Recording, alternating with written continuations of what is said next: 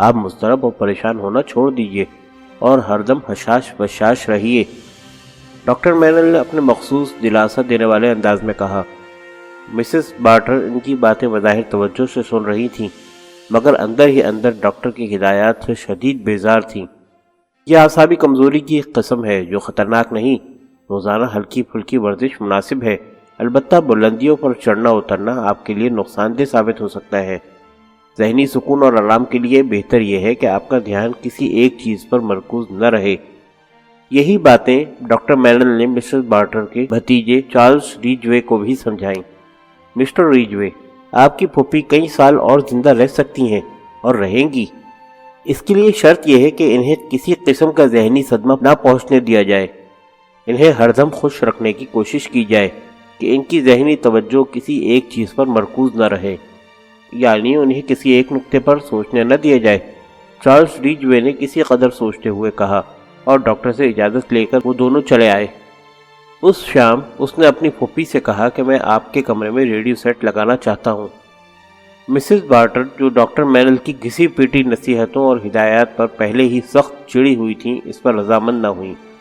مجھے نئے زمانے کی ان اوٹ پٹانگ اعجازات سے کوئی دلچسپی نہیں، انہوں نے کہا، پھر بجلی کی لہریں تو میرے لیے خطرناک ثابت ہوں گی۔ مگر ذہین اور ہوشیار چارلس نے انہیں ریڈیو کی افادیت کا قائل کر ہی لیا۔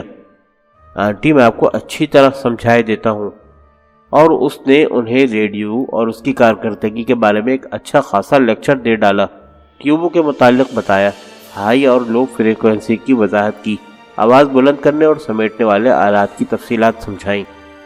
مسز بارٹر کی سمجھ میں کچھ بھی نہ آیا، تاہم وہ یہی تاثر دیتی رہیں کہ ہر بات سمجھ میں آ گئی ہے۔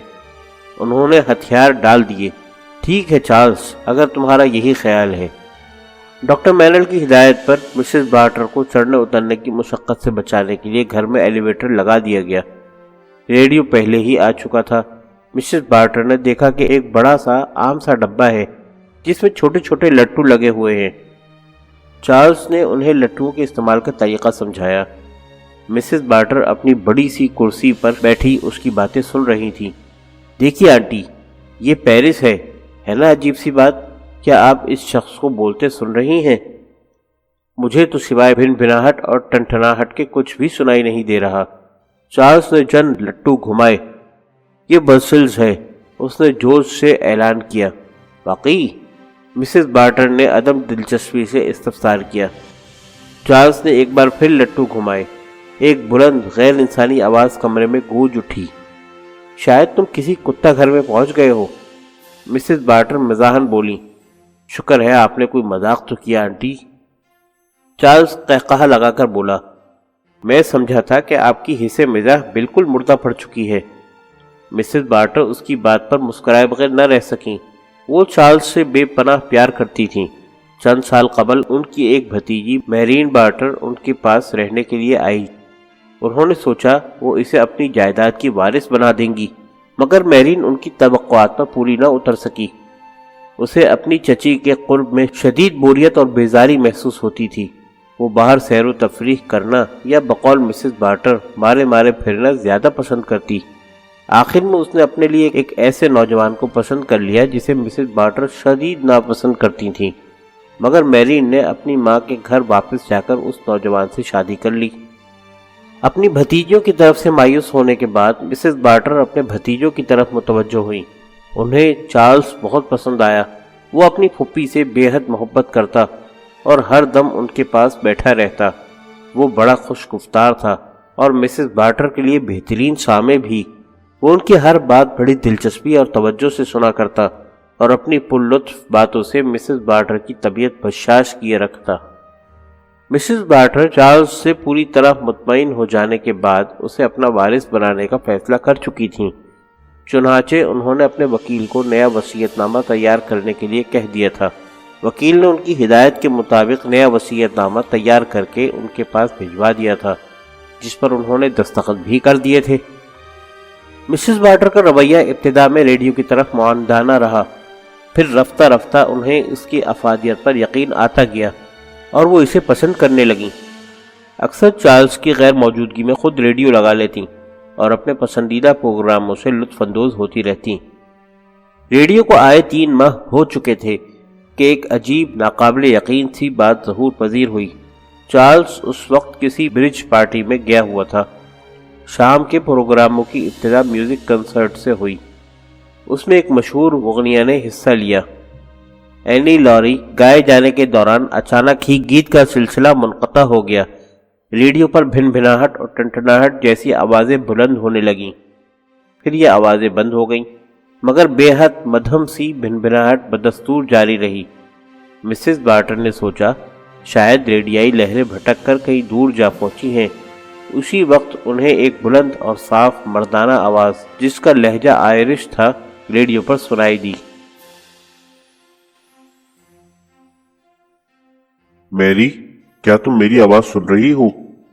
میں پیٹرک بول رہا ہوں اور جلد ہی تمہیں لینے آ رہا ہوں، تیار رہنا۔ سن رہی ہو نا میری؟ پھر ایک دم ہی مغنیہ کی اینی لاری گاتی ہوئی آواز ریڈیو پر بلند ہونے لگی۔ نغمے اور موسیقی کی جھنکار سے کمرہ گونجنے لگا۔ مسز بارٹر کسی سنگی مجسمے کے مانند اپنی کرسی پر بیٹھی تھیں۔ ان کے ہاتھ مضبوطی سے کرسی کے بازوؤں پر جمے ہوئے تھے۔ کیا وہ خواب دیکھ رہی تھیں؟ انہوں نے واقعی پیٹرک کی آواز سنی تھی۔ وہ ان سے مخاطب ہوا تھا؟ نہیں، یہ محض ان کا وہم ہی ہوگا۔ شاید وہ 1 منٹ کے لیے اونگ گئی ہوں گی اور اسی حالت میں انہوں نے اپنے مرحوم شوہر کی آواز ریڈیو پر سن لی ہوگی۔ انہیں کچھ خوف سا محسوس ہوا۔ اس نے کیا الفاظ کہے تھے؟ میں جلد ہی تمہیں لینے آ رہا ہوں، میری، تیار رہنا۔ کیا تم میری آواز سن رہی ہو؟ کیا انہوں نے واقعی آواز سنی تھی؟ یہ کہیں ان کے کمزور ذہن کی اختراع تو نہیں تھی؟ ان کے اعصاب بھی بہت کمزور پڑ چکے تھے۔ دل کی کمزوری تو عمر کے ساتھ ساتھ بڑھتی جا رہی تھی۔ یہ وارننگ ہے۔ ہاں، میرا یہی خیال ہے۔ مسز بارٹر بمشکل تمام کرسی سے اٹھتے ہوئے اپنے آپ سے مخاطب ہوئیں۔ افسوس، اس کمبخت ایلیویٹر کے لگانے میں بیکار ہی بہت سا روپیہ صرف ہوا۔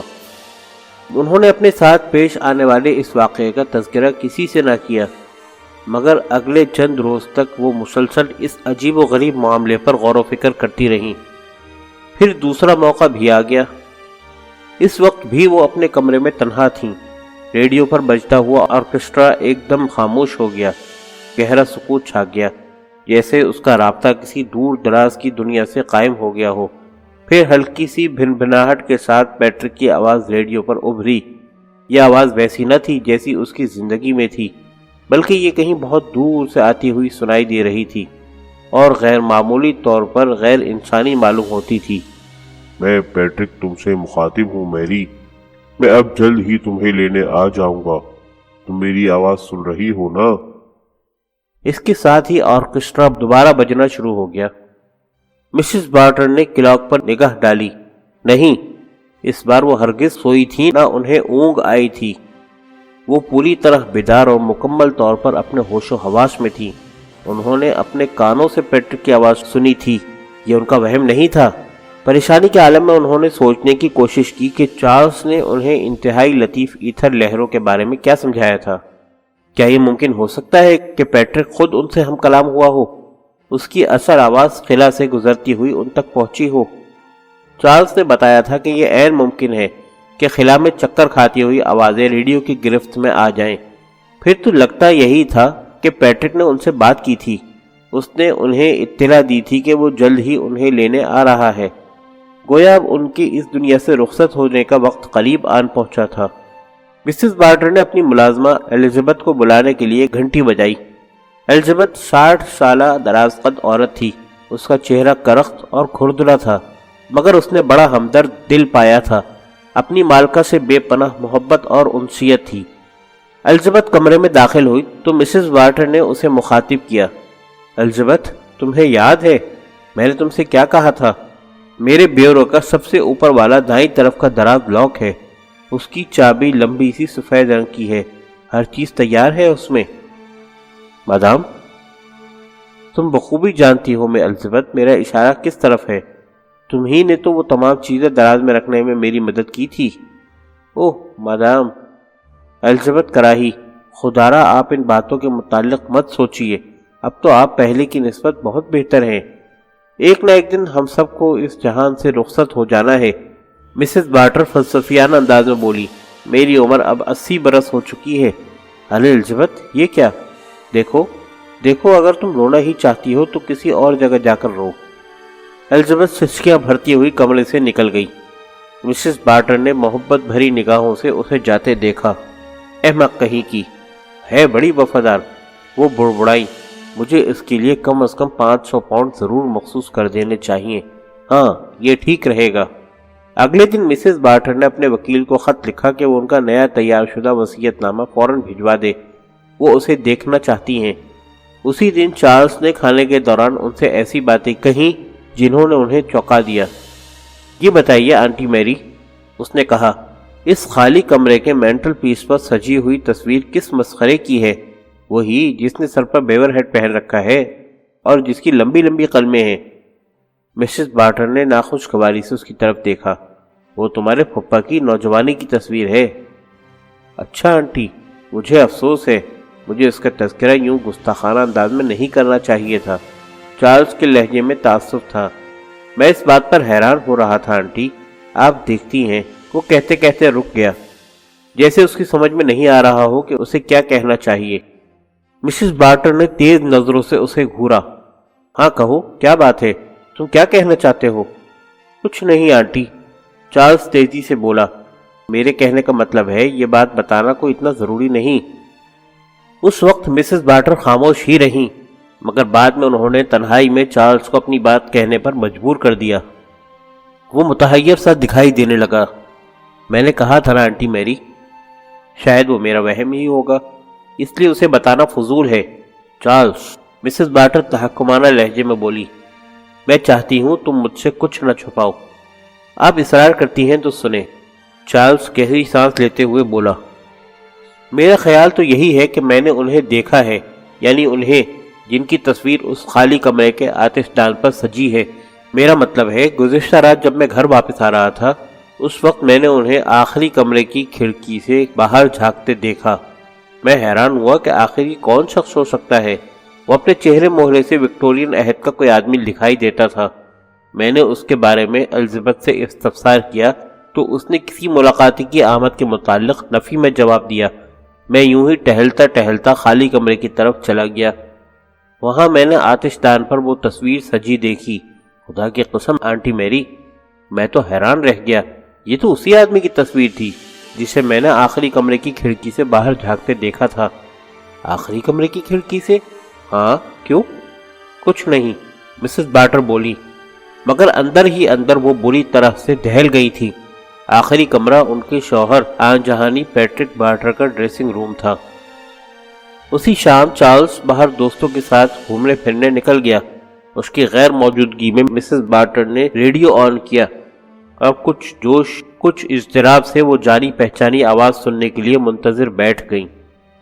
ان کا خیال تھا کہ اگر تیسری مرتبہ بھی انہیں وہ آواز سنائی دی تو وہ سمجھ لیں گی کہ واقعی ان کا شوہر دوسری دنیا سے ان کے ساتھ رابطہ قائم کیے ہوئے ہے۔ ان کے دل کی دھڑکن تیز ہو چکی تھی۔ تاہم جب ریڈیو پر نشر ہونے والی موسیقی کا سلسلہ ایک دم منقطع ہو گیا اور ایک گہرا سکوت چھا گیا تو انہیں قطعی کوئی حیرت نہ ہوئی۔ پھر ایک دور سے آتی ہوئی آئرش لہجے کی آواز نے سکوت کا پردہ چاک کیا۔ میری، تم اب تیار ہو چکی ہو، میں جمعے کے دن تمہیں لینے آؤں گا 9:30 بجے۔ ڈرنا مت، تمہیں کوئی تکلیف محسوس نہ ہوگی۔ سن رہی ہو نا میری؟ تیار رہنا۔ آخری لفظ کی ادائیگی کے ساتھ ہی موسیقی کا سلسلہ ایک دم دوبارہ جاری ہو گیا۔ گانے اور سازوں کی آوازوں سے کمرہ گونجنے لگا۔ چند منٹ مسز بارٹر اپنی کرسی پر بے حس و حرکت بیٹھی رہیں۔ ان کا چہرہ سفید ہو چکا تھا۔ پھر وہ کرسی سے اٹھ کر رائٹنگ ڈیسک پر جا بیٹھی۔ لرزتے ہاتھ سے انہوں نے کاغذ پر مندرجہ ذیل سطریں تحریر کی۔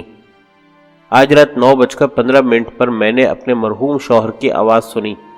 انہوں نے کہا ہے کہ وہ جمعے کے دن 9:30 پر مجھے اپنے ساتھ لے جانے آئیں گے۔ اگر میں اس دن انتقال کر گئی تو ازراہ کرم اس امر کی تحقیق کرنے کی کوشش کی جائے کہ آیا روحوں کی دنیا سے انسانوں کا رابطہ کسی صورت میں ممکن ہے یا نہیں۔ میری بارٹر۔ یہ رقعہ لکھ چکنے کے بعد مسز بارٹر نے اپنی تحریر ایک مرتبہ غور سے پڑھی، پھر کاغذ تہ کر کے ایک لفافے میں بند کر دیا۔ اس کے بعد گھنٹی بجائی۔ الزبتھ فوراً کمرے میں داخل ہو گئی۔ مسز بارٹن نے وہ لفافہ اسے تھماتے ہوئے کہا، دیکھو الزبتھ، اگر میں جمعے کی رات انتقال کر جاؤں تو تم یہ لفافہ ڈاکٹر مینل کو دے دینا۔ نہیں، مجھ سے بحث کرنے کی کوشش مت کرو۔ تم نے اکثر مجھ سے ذکر کیا ہے کہ تم آنے والے واقعات کا پہلے ہی سے اندازہ لگا لیتی ہو۔ اب میں نے بھی اندازہ لگا لیا ہے کہ مجھے کب اور کس وقت موت آنے والی ہے۔ ہاں، ایک بات اور، میں نے فیصلہ کیا ہے کہ مرنے سے پہلے تمہیں 500 پاؤنڈ دیتی جاؤں۔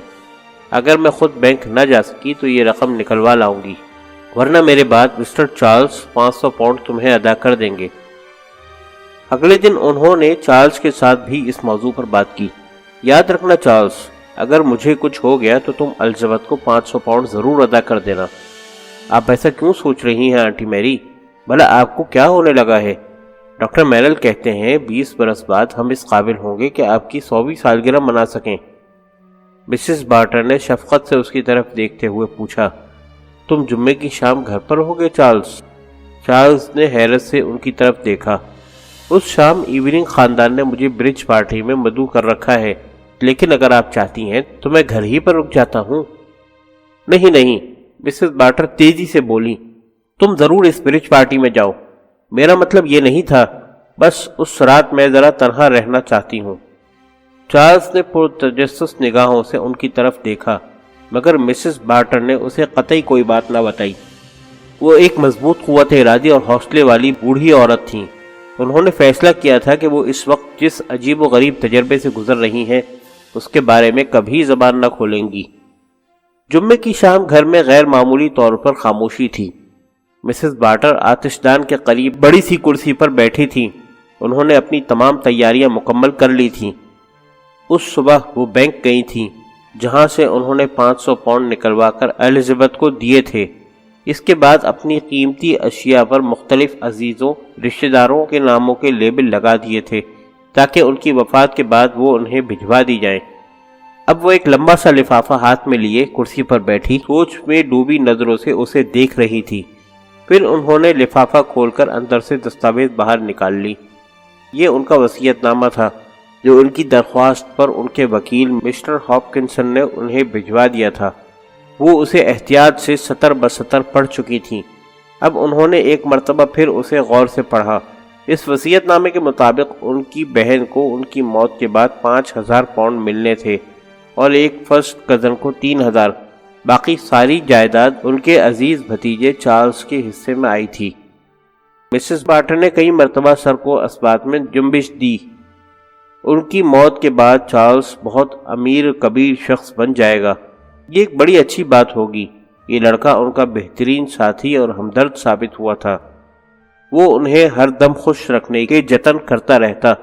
اس کی عادتیں کتنی پسندیدہ تھیں، وہ کتنا خوش گفتار اور خوش مزاج تھا۔ انہوں نے کلاک پر نگاہ ڈالی۔ 9:30 بجنے میں 3 منٹ باقی تھے۔ وہ تیار تھیں اور مطمئن، بالکل مطمئن اور پرسکون، مگر ان کا دل عجیب انداز سے دھڑک رہا تھا۔ ان کے اعصاب تلے جا رہے تھے۔ 9:30 بج گئے۔ انہوں نے ریڈیو آن کیا، مگر کیا اب انہیں وہ آواز سنائی دے سکے گی؟ وہ دور سے آتی ہوئی جانی پہچانی آواز۔ واقعی انہیں اس مرتبہ وہ آواز سنائی نہ دے سکی۔ البتہ ماہر موسمیات موسم کا حال بتا رہا تھا۔ انہوں نے ریڈیو بند کر دیا۔ پھر ایک آواز سنی، ایک جانی پہچانی آواز۔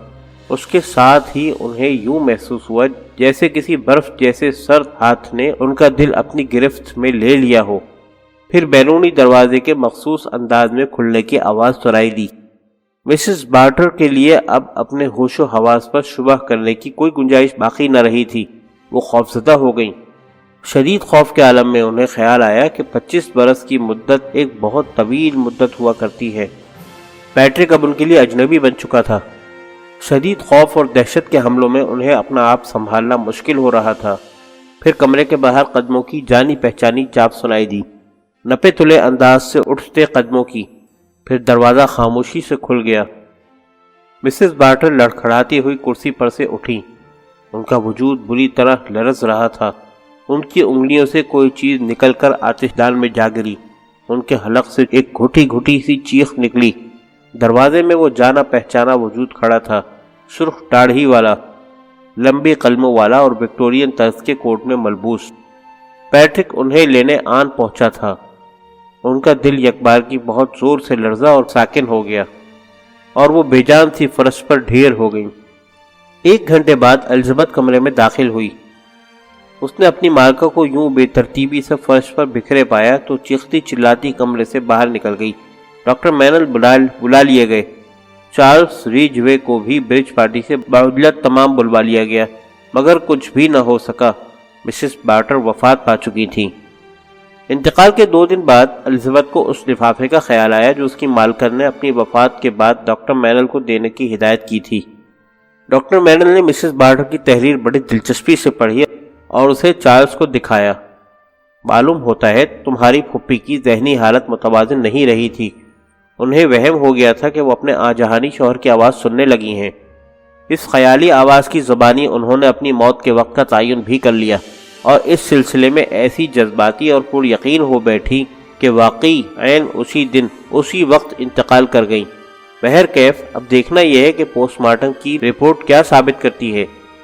چارلس نے تفہیمی انداز میں سر کو جنبش دی۔ گزشتہ شب جب گھر میں سب سونے کو جا چکے تھے، اس نے وہ تار ہٹا دی تھی جو ریڈیو کیبنٹ کے پیچھے سے نکلتی ہوئی اوپر کی منزل پر اس کے کمرے تک پہنچتی تھی، اور چونکہ اس شام سردی بہت زیادہ تھی اس لیے اس نے الزبتھ سے کہہ کر آتش دان میں آگ جلوائی تھی۔ اس آگ میں اس نے سرخ رنگ کی نقلی داڑھی اور قلمیں جلا ڈالی تھیں۔ وکٹورین طرز کا وہ کوٹ جو اس کے آنجہانی پھپھا کی ملکیت تھا، اس نے 2 چھتی پر پڑے صندوق میں رکھ دیا تھا۔ اب وہ بالکل محفوظ تھا۔ اس منصوبے نے اس کے ذہن میں اس وقت جنم لیا تھا جب ڈاکٹر مینل نے بتایا تھا کہ اس کی پھپھی مناسب دیکھ بھال اور احتیاط کی بدولت عرصے تک زندہ رہ سکتی ہیں، اور کوئی شدید قسم کا ذہنی صدمہ یا اعصابی دباؤ ان کے لیے مہلک ثابت ہو سکتا ہے۔ اب ڈاکٹر مینل نے خیال ظاہر کیا تھا کہ اس کی پھپھی کی موت کسی اچانک صدمے کی بدولت واقع ہوئی ہے۔ چارلس نے اپنا کردار بخوبی نبھایا تھا۔ سب جانتے تھے کہ وہ اپنی پھپھی سے کتنی محبت کرتا اور ان کا کتنا خیال رکھتا تھا۔ کوئی اس پر کسی قسم کا شک نہ کر سکتا تھا۔ اپنی کامیابی پر وہ بڑا مسرور اور شاداں تھا۔ کوئی نہ جانتا تھا کہ وہ دراصل تاریک راہوں کا مسافر ہے۔ اس کی پھپھی بھی اس کے بارے میں نہ جانتی تھی کہ وہ کن برائیوں اور کن جرائم میں ملوث تھا۔ اس نے بڑی ہوشیاری سے اپنے برے کاموں پر پردہ ڈال رکھا تھا۔ کسی کو معلوم نہ تھا کہ کسی جرم کی پاداش میں وہ ایک مرتبہ جیل جاتے جاتے بچا تھا۔ اسے رقم کی اشد ضرورت تھی۔ وہ روپیہ پیسہ حاصل کرنے میں ناکام رہتا تو بدنامیاں اور رسوائیاں اسے کہیں کا نہ چھوڑتیں۔ جیل کے دروازے تو اس کے لیے بالکل کھلے تھے، مگر اب سب ٹھیک ہو چکا تھا۔ وہ اپنی پھپھی کی وسیع و عریض جائیداد کا وارث تھا۔ چند روز تک بے حساب دولت اس کے قبضے میں آنے والی تھی۔ اب اسے کوئی گزنت نہ پہنچ سکتا تھا۔ اپنے آپ کو بچانے کے لیے اس نے اپنی پھپھی کو اگلے جہان کے سفر پر روانہ کرنے میں جلدی کی تھی، مگر اس نے کوئی جرم تو نہ کیا تھا، محض ایک عملی مذاق کیا تھا۔ اس کی پھپھی واقعی اسے سچ سمجھ بیٹھی۔ وہ اپنے کمرے میں بیٹھا سنہرے مستقبل کے خواب دیکھ رہا تھا کہ الزبتھ نے دروازے سے سر نکال کر اسے مسز بارٹر کے وکیل مسٹر ہاپکنسن کی آمد کی خبر دی۔ وہ اس سے ملنا چاہتے تھے۔ چارلس نے لائبریری میں پہنچ کر اس مرد شریف کو خوش آمدید کہا جو نصف صدی سے مسز بارٹر کا قانونی مشیر چلا آ رہا تھا۔ پھر دونوں آمنے سامنے کرسیوں پر بیٹھ گئے۔ مسٹر ہاپکنسن نے کھنکار کر گلا صاف کرتے ہوئے کہا، میں آپ کے خط کا مطلب نہیں سمجھ سکا مسٹر ریجوے۔ آپ شاید یہ سمجھے ہوئے ہیں کہ مسز بارٹر کا وصیت نامہ ہماری تحویل میں ہے۔ چارلس نے بے یقینی سے انہیں گھورا۔ یقیناً میں نے آنٹی میری کو یہی کہتے سنا تھا۔ جی ہاں، ان کا وصیت نامہ واقعی ہماری تحویل میں تھا، لیکن ان کا خط آنے پر میں نے اسے بروز منگل بھجوا دیا تھا۔ چارلس نے پہلی مرتبہ بے چینی محسوس کی۔ میرا خیال ہے شاید ان کے کاغذات میں وصیت نامہ مل جائے، مسٹر ہاپکنسن نے خیال آرائی کی۔ چارلس کچھ نہ بولا۔ اسے کچھ کہتے ہوئے خوف محسوس ہو رہا تھا۔ وہ مسز بارٹر کے کاغذات پہلے ہی اچھی طرح دیکھ چکا تھا، مگر ان میں وصیت نامہ نہ تھا۔ اس نے مسٹر ہاپکنسن کو یہی بات بتائی۔ اس وقت اسے اپنی آواز بھی اجنبی معلوم ہو رہی تھی۔ یوں محسوس ہوتا تھا جیسے سرد پانی کے قطرے اس کی پشت پر گرتے ہوئے نیچے پھسل رہے ہوں۔ کیا کسی نے مسز بارٹر کی پرائیویٹ اشیاء کی تلاشی لی ہے؟ مسٹر ہاپکنسن نے پوچھا۔ چارلز نے بتایا کہ الزبتھ مسز بارٹر کی تمام پرائیویٹ اشیاء اچھی طرح دیکھ پرکھ چکی ہے۔ مسٹر ہاپکنسن کے کہنے پر الزبتھ بلائی گئی اور اس نے چارلز کی تصدیق کی۔ اس نے کہا کہ اس کی مالکن نے اپنی وفات کی صبح وہ قانونی دستاویز اپنے ہاتھ میں لے رکھی تھی اور اس کا مطالعہ کر رہی تھی۔ کیا تمہیں اس کا یقین ہے؟ مسٹر ہاپکنسن نے تیز لہجے میں پوچھا۔ جی ہاں جناب، انہوں نے خود مجھے بتایا تھا۔ وہ قانونی دستاویز نیلے رنگ کے لفافے میں تھی۔ ہاں بالکل، مسٹر ہاپکنسن بولے۔ اب مجھے یاد آیا ہے کہ اگلے دن صبح کے وقت نیلے رنگ کا وہ لفافہ میز پر رکھا تھا، مگر وہ خالی تھا۔ میں نے اسے اٹھا کر ڈیسک پر رکھ دیا تھا۔ ہاں مجھے بھی یاد ہے کہ وہ لفافہ میز پر رکھا تھا۔ چارلز آہستگی سے بولا اور اٹھ کر ڈیسک کی طرف چلا گیا اور ہاتھ میں نیلے رنگ کا ایک لمبا سا لفافہ لیے واپس آ گیا۔ مسٹر ہاپکنسن نے وہ لفافہ اس کے ہاتھ سے لے کر اس کا معائنہ کیا۔ جی ہاں، بے شک یہی وہ لفافہ ہے جس میں میں نے منگل کے روز وصیت نامہ بھجوایا تھا۔ آپ کو مجھ سے کوئی اور کام تو نہیں جناب؟ الزبتھ نے ادب سے دریافت کیا۔ یہ بتاؤ، کیا اس شام مسز بارٹر کے کمرے میں آگ روشن تھی؟ جی ہاں، وہاں روزانہ آگ روشن رہتی تھی۔